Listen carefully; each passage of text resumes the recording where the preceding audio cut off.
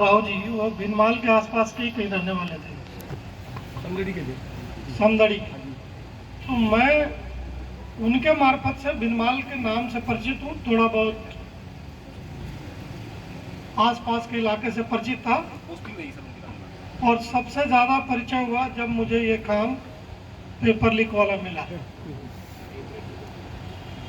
अब मुझे बधाई दे रहे हैं, बधाई देने का पात्र जो लोग हैं वो आपके बीच में ही बैठे हैं या आपके बीच में ही रहते हैं।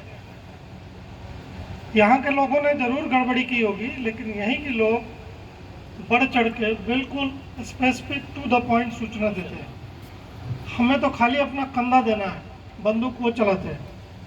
तो आप में बहुत सारे ऐसे सूरवीर हैं या ऐसे बहुत सारे लोग हैं जो न्याय में विश्वास रखते हैं और उन्हें वही बधाई का असली पात्र है कि उन्होंने ये चीज़ें हम तक पहुंचाई। हम लोगों ने भी अपने तरफ से सारा काम छोड़ के, चूँकि ये प्राथमिकता का काम था, नौजुवकों में हताशा बहुत थी, खास तौर से जो पढ़ने लिखने वाले और अच्छे विद्यार्थी थे। तो हम लोगों ने कोशिश किया है, पिछले 1.5 साल में हमारा सारा काम बंद है। मैं जो एटीएस देखता हूँ और ऑर्गेनाइज क्राइम जो आप बोल रहे थे, भू माफिया वाला, शराब माफिया, नारकोटिक्स का काम है, एनटीएफ का मैं हेड हूँ, एंटी नारकोटिक्स टास्क फोर्स का। तो मुझे बहुत सारी जिम्मेवारियाँ दी गई है, लेकिन सारी जिम्मेवारियों को साइड में रखते हुए जो भी अब मैन पावर है हमारे पास, उसका हम लोग मैक्सिमम उपयोग कर रहे हैं ये पेपर लीक को ध्वस्त करने में। आपकी जानकारी के लिए बता दूं, मैं इस पे हम लोग चौतरफा कार्रवाई कर रहे हैं। एक तो जो लोग आपराधिक गिरोह बना के काम करते थे उनको आइडेंटिफाई करके उनके खिलाफ जो केस बन सकता है वो केस बनाना, उनको जेल में रखना, और एक बार वो पकड़े गए तो ज़्यादा लंबा टाइम तक जेल के अंदर रहे और कैसे रह सकते हैं उसकी लड़ाई लड़ना। समाज में बहुत तरह तरह की गिरावट है, आप अच्छी तरह वाकिफ़ हैं, आपको पता है। बहुत सारे लोग भी हैं जो डायरेक्टली इनडायरेक्टली उनकी मदद करने की कोशिश करते हैं विभिन्न भूमिकाओं में, लेकिन हम लोग फिर भी आपके आशीर्वाद से, आपके सहयोग से उनको लंबे टाइम तक जेल में रखने में कामयाब हो रहे हैं। दूसरे कुछ राह भटके हुए या लोभी लोक सेवक जो ऑलरेडी सरकारी नौकरी में थे और इन गैंग वालों के सहयोगी बने हुए थे,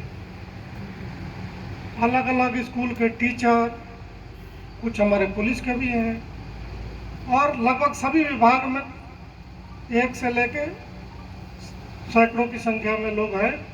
ऐसा हमने लगभग 300 लोक सेवक आइडेंटिफाई किया था जो पिछले 10-15 सालों में इस तरह की बड़ी बड़ी भर्तियों में इन गैंग्स का सहयोग करते हुए पकड़े गए थे। तो हमने ये प्रण ले रखा है कि इनको नहीं बख्शना, ताकि आगे आने वाले टाइम में कोई भी ऐसे लोगों का सहयोग करने के पहले 10 बार सोचे। दूसरे की नौकरी लगाने में उसकी नौकरी अगर दांव पे लगती है तो ये एक प्रभावी रूप से होगा।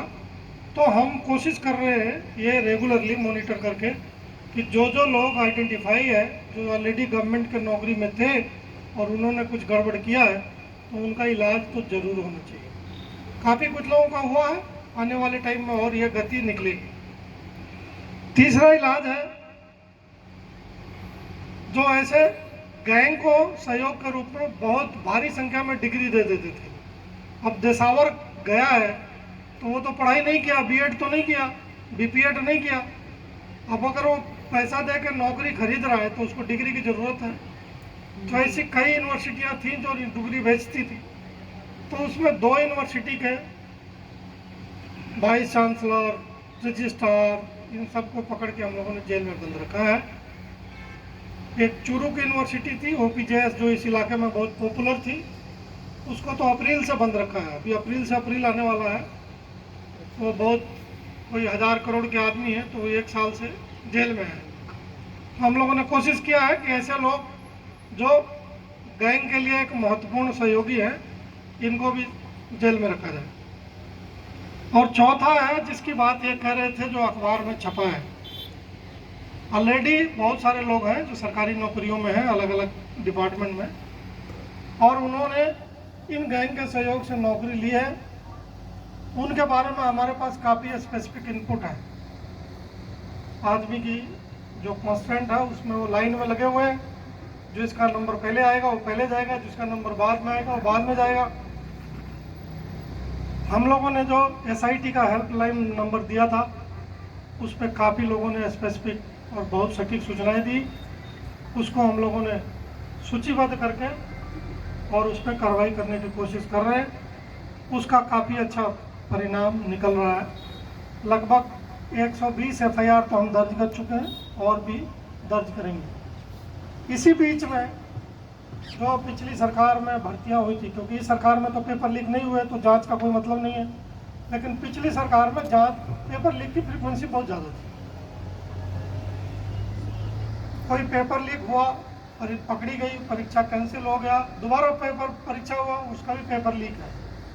तो रिकॉर्ड में नहीं है, लेकिन जांच के दौरान ये पता चल रहा है कि उसका भी पेपर इन गैंग वालों ने बाहर कर रखा है। तो ऐसे ढूंढ ढूंढ के, और जो कुछ पुराने मुकदमों में बड़े बड़े लोग जो छूट गए थे, होशियार लोग क्या होता है अपने लीक मिटा के रखते हैं, वो सोचते हैं कि हम पकड़े नहीं जाएंगे, तो उनको खोज के अगर बगल बंद करते हैं हम लोग तो उसका बहुत ज़्यादा असर पड़ता है। तो अभी 2018 में TCS कंपनी का जो इंजीनियर प्रभारी था जेल प्रभारी की भर्ती का, वही पेपर बेचा था।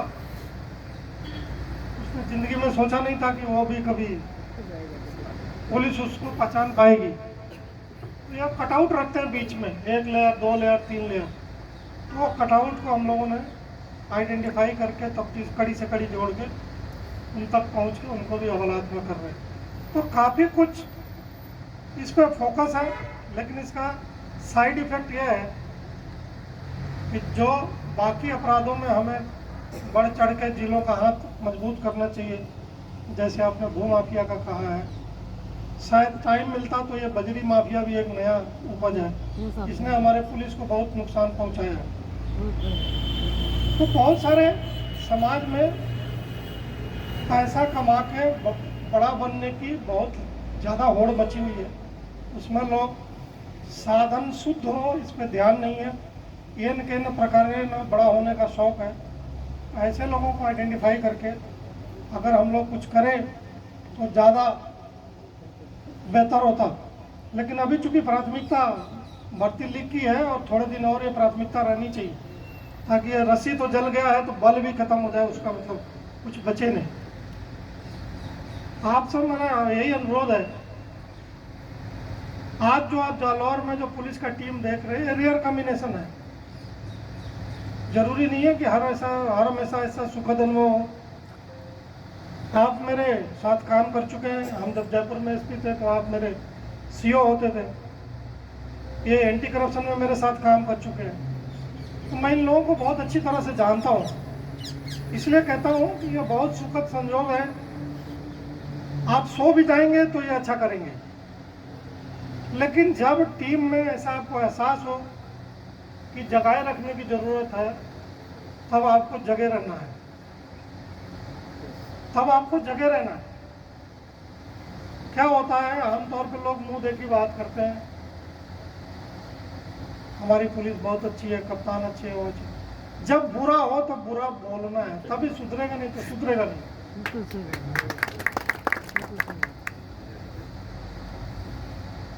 ये बदमाशों का पीछा करने में इनको बहुत महारत हासिल है। लंबा टाइम जयपुर के आसपास नौकरी किए हैं, तो इनके बारे में हर किसी को पता है। ये किसी को भी इजीली अप्रोच कर सकते हैं पुलिस हेडक्वार्टर में, इनको कोई संशय नहीं है। DGP साहब तक, सचिवालय, CMO सब डायरेक्टली कनेक्टेड रहे हैं, इनको कोई दिक्कत नहीं है। ये अनुसंधान में बहुत अच्छा अनुसंधान किया है, क्योंकि ACP में बहुत लंबा नौकरी किया है इन्होंने। तो ये कॉम्बिनेशन बहुत उम्दा कॉम्बिनेशन है, और इस समय जो इलाज मैक्सिमम हो सकता है बदमाशों का, उसका एक स्वर्णिम काल है। तो आप तो यही शुभकामना दीजिए कि ये लोग जिस काम में लगे हुए हैं, इनकी जोड़ी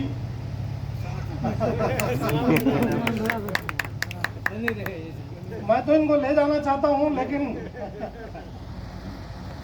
ये नहीं तो हमारे यहाँ भी ऐसे लोगों की जरूरत है। तो आज भर तो रिवाज हो। क्या है, बदमाश जो होते हैं वो मौके के ताक में होते हैं। जैसे उनको लगता है कि निगरानी थोड़ी भी ढीली है, वो अपने धंधे में लग जाते हैं तेजी से। उस वक्त ज़्यादा सतर्क रहना है। एक इस इलाके में समय के साथ हमारे बेड़े में कुछ लोग राह भटक जाते हैं समय समय पे, वो ज़्यादा नुकसान करते हैं। तो हमारे में से अगर कोई राह भटकता है तो आप बहुत सारे पुलिस अधिकारी होंगे जिनको आप जानते होंगे, तो पुलिस मुख्यालय में बैठते हैं, पहले एसपी रहे होंगे, कोई आईजी रहा होगा, कोई सीओ रहा होगा, जैसे साहब ट्रेनिंग कर रहे हैं ऐसे कोई कभी ट्रेनिंग में आया होगा। आप जिसके भी संपर्क में रहे हैं, तो हमारे में से अगर कोई राह भटका है और कोई गलत संगत में है तो उसकी सूचना जिसमें भी विश्वास हो उसको जरूर दीजिए, क्योंकि हमारा एक गड़बड़ हो जाएगा ना तो हमारे 10 के बराबर वो खराब करता है। तो हमारे में शुद्ध होना जरूरी है, बाकी के तो बाद में शुद्ध करेंगे। तो इस शुद्धि के जादू में जो आप मदद कर सकते हैं वो मदद करिए। 500 और 1000 के बीच में तो मैंने अप्रोक्सीमेट फिगर बताया था, ये ज़्यादा भी हो सकता है, डिपेंड करता है आने वाले टाइम में कितना समय हम लोग दे पाते हैं। बहुत गड़बड़ हुआ है, मुझे अफसोस है ये इलाका जयपुर से बहुत दूर है और यहाँ खास तौर से शिक्षा विभाग में बहुत बड़ी संख्या में ऐसे खराब लोग लग गए इन गैंग की मदद से, तो कई पीढ़ियाँ बर्बाद करेंगे। किसी किसी स्कूल में 10 में 6 ऐसे लोग हैं। मुझे एक हेडमास्टर का फ़ोन आया रात के 10 बजे, लगभग 1 साल पहले, कि मेरे स्कूल में तो इंग्लिश का टीचर है, उसके ना तो इंग्लिश लिखने आती है ना पढ़ने आती है, इंग्लिश का टीचर लगा सीनियर स्कूल में। तो मैंने कहा आप मुझे लिख के भेजो। कहा कैसे लिख के भेजूँ, 10 में से 6 वही है। ये सब आरक्षण के कारण होता है। आरक्षण के कारण नहीं तो भी हो सकता है और भी कारण से हो सकता है।